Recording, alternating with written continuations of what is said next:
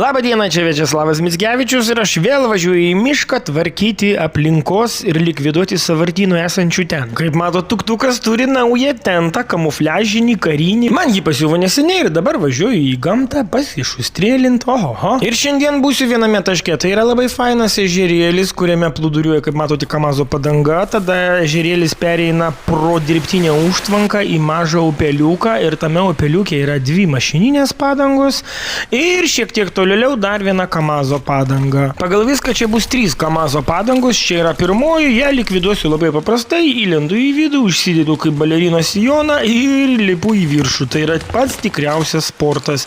Tikrai yra ką veikti. Čia kokius 100 metrų reikia nešti iki mašinos, nes mašina arčiau jau privažiuoti kaip ir gali, bet po to su tokiu svoriu neišvažiuos.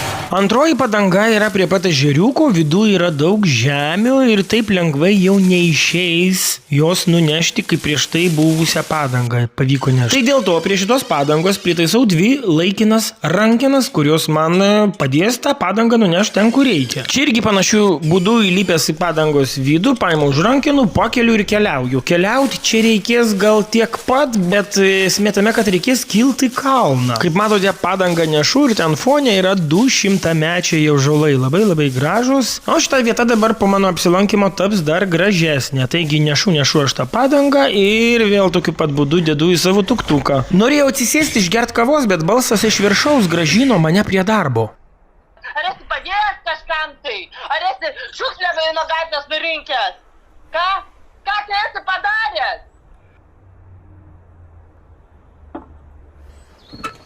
Trečioji sunkvežiminė padanga plūduriuoja ežere. Ten labai purvina, nesinori lysti nuogam, tai užsidėjau tokius ilgus botus ir su jais brendu link tos padangos. Pagal viską šitos kamazinės padangos yra čia nuo tarybinių laikų, duodu galvą nukirsti. Na jau ir vežėjai gyvena šitose padangose. Esu ir iš ežero gilumos traukęs tokią padangą, reikėjo dėti ant irklentės, tai tuo metu vos nenuskendau. Tikrai yra ką veikti, jinai vandenyje yra dvigubai lengvesnė, o kai traukia į krantą, prie jos svorio prisideda tas vanduo, kuris yra jos viduje. Šią padangą, kaip matot, paprastuoju būdu pavyko nuridenti, o štai taip įkelti į tuktuką.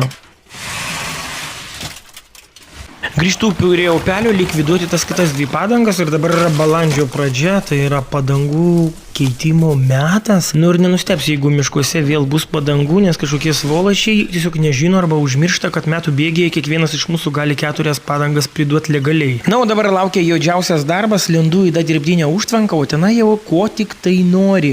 Vanduo, buteliai, maišai. Va šitą maišą kaip tik ten radau. Tai toksai maišas, kur atrodo lapus deda rudeninius. Nu, toksai labai tvirtas, didelis maišas. Aš jį aišku prikroviau, o po to susidūriau su to, kad aš negalėjau jo pakelt. Bet tą dar pamatysite šiek tiek vėliau. Tai visokie šlangai, batai, striukė. Ten gal tik vos lavono neradau. Nu, jeigu raščiau, lavono nenustepčiau. Po truputį tą maišą užkėliau į kalną. Aš dirbu vienas, šiaip reikės daryti talką, bet aš labai kartais vienas turiu pabūti, nes dirbu renginiuose. Ir kartais nuo žmonių reikia pailsėti bent 2 dienas. Tada tokiu diržu prisikabinu tą maišą prie savęs ir tempiu, čia vėl tą 100 metrų iki tuktuko. Ačiū Dievui, tempiant išbėgo vanduo iš maišo, nes ten, kur dabar dedu tą maišą, ten yra po apačia tuktuko variklis ir nesinori, kad iš jo varvantis vanduo kapsėtų tiesiai ant variklio. Čia buvo pagrindinis sąvartynas, bet dabar važiuosime į pavienės vietas. Čia pavyzdžiui radau padangą. Čia veiksmas vyksta Dvarčionėse, tai jeigu kažkas žino šitą vietą, galite dar ateiti patvarkyti tą upelį, nes jau nebuvo jėgų ir laiko. Tuktukas pakrautas, dėl to reikia labiau pripūsti ratus. Pakeliui dar vieną padangą radau upelyje, prie upelio.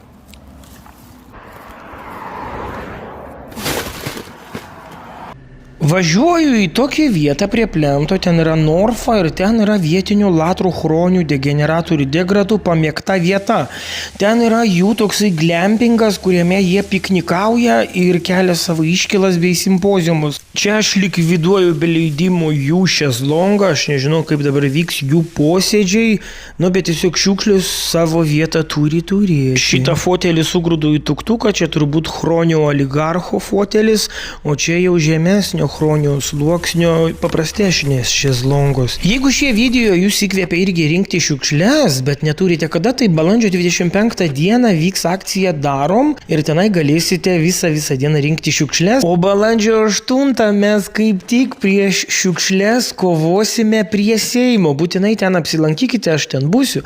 Galėsim susitikti, paspausti ranką viens kitam, papliurbt, nusifotkint ir kartu medžiot marginalus.